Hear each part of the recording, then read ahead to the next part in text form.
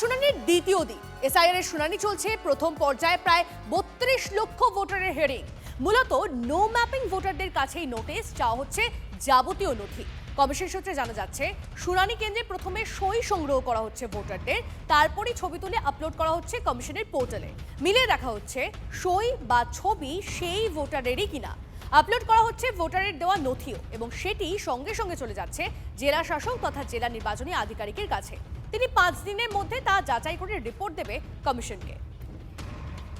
এই সমস্ত নিয়ে আমাদের সহকর্মী আমাদের সঙ্গে রয়েছেন, প্রতিনিধি আমাদের সঙ্গে রয়েছেন। সুমন মহাপাত্র রয়েছে সরাসরি ভবানীপুর গার্লস হাই স্কুলে, সেখানে চলছে শুনানি। আর মাফ করবেন, ভবানীপুর বেলতলা গার্লস হাই স্কুলে রয়েছেন সুমন। এই মুহূর্তে শুনানি দ্বিতীয় দিন চলছে। এই শুনানি কেমন চলছে, কিভাবে চলছে প্রক্রিয়া, যদি একটু গোটা বিষয়টা জানান। দেখো, একেবারেই গতকাল আমরা যা দেখেছিলাম আজকেও তার অন্যথা হচ্ছে না। শুনানি প্রক্রিয়া চলছে। আমরা রয়েছি বেলতলা গার্লস হাই স্কুলে, সেখানে কিন্তু দীর্ঘ শুনানি চলছে। আপনারা কি হিয়ারিং এসেছিলেন? হিয়ারিং হলো? আপনাদের কি সমস্যা ছিল? 2002-তে নাম ওনার আগের ভোটার ছিল না।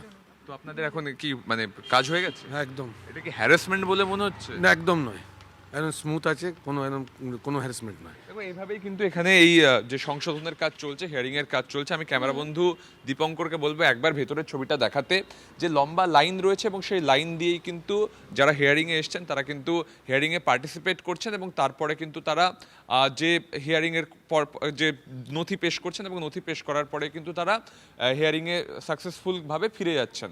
মূলত ভবানীপুর বিধানসভার যে বেলতলা গার্লস হাই স্কুল, সেখানে এই হিয়ারিং চলছে। আজকে রবিবারের জন্য বেশ কয়েকটা জায়গায় কিন্তু হিয়ারিং হচ্ছে না, তবে ভবানীপুরের বেলতলা গার্লস হাই স্কুলে কিন্তু হিয়ারিং চলছে এবং পুলিশ প্রশাসনের নজরদারিতে স্মুথভাবে এখানে হিয়ারিং চলছে। অনেকেই বলছেন যে এটা খানিকটা তাদের কাছে হ্যারাসমেন্ট, আবার অনেকেই বলছেন যে একবারে কাজ ঠিক আছে, নথি পেশ করলেই কাজ হয়ে যাচ্ছে। সবটা মিলিয়ে হিয়ারিং পর্ব চলছে এসআইআর প্রসেসে।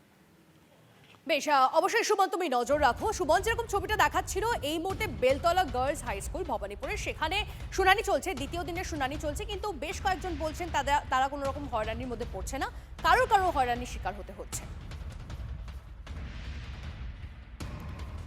এবার জেলার ছবিটা কি আজ দ্বিতীয় দিনে শুনানির, আমি একটু জানার চেষ্টা করব। দীপঙ্কর আমাদের সহকর্মী আমাদের সঙ্গে রয়েছে, দীপঙ্করের থেকে জানতে চাইবো। দীপঙ্কর, এই মুহূর্তে তুমি যেখানে রয়েছো সেখানেও শুনানি চলছে, সাধারণ মানুষজন আসছেন। 13টা নথির মধ্যে কোন কোন নথিগুলো তারা আনছেন, কি বলছেন, আদৌ হয়রানির শিকার হতে হচ্ছে কিনা একটু জানার চেষ্টা করবো দীপঙ্কর। দেখো, মূলত যদি তুমি দেখো তাহলে কিন্তু হয়রানি নেই। এই যে মানুষজন আসছেন তারা মূলত হিয়ারিংয়ের জন্য আসছেন, এবং সকালবেলা যেহেতু রবিবার, আজকে ছুটির দিন বিশেষ করে, সেজন্য 1-2 করে আসছেন। আজকে বেশি লোককে ডাকা হয়নি হিয়ারিংয়ে। যারা এসছেন তারা ইতিমধ্যে লাইন দিচ্ছেন, এবং আমরা চেষ্টা করব একটু কথা বলবার তাদের সঙ্গে। আপনার কোথায় বাড়ি? কোথা থেকে আসছেন? এই খালপাত থেকে, ছোট জাগুলিয়া। কি হয়েছিল আপনার? হিয়ারিংয়ে ডেকেছে। কেন ডেকেছে কিছু বলেছে? না, মানে এমনি বলে এসছে আমাদের বিএলএ গিয়ে যে হিয়ারিং আছে, যেতে হবে।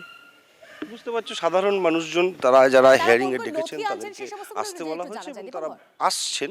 এসে একদম একদম একদম নথিগুলো একটু দেখানোর চেষ্টা করব। দেখো, এই যে কাগজ, এই ফর্ম, এবং ফর্মের সঙ্গে যে সমস্ত নথি তাদের মানে মনে হয়েছে যে এগুলো দরকার, এই যে সার্টিফিকেট, জন্মের প্রমাণপত্র, বা তার সঙ্গে আরও যে সমস্ত কাগজপত্র, কি আনলেন আপনি?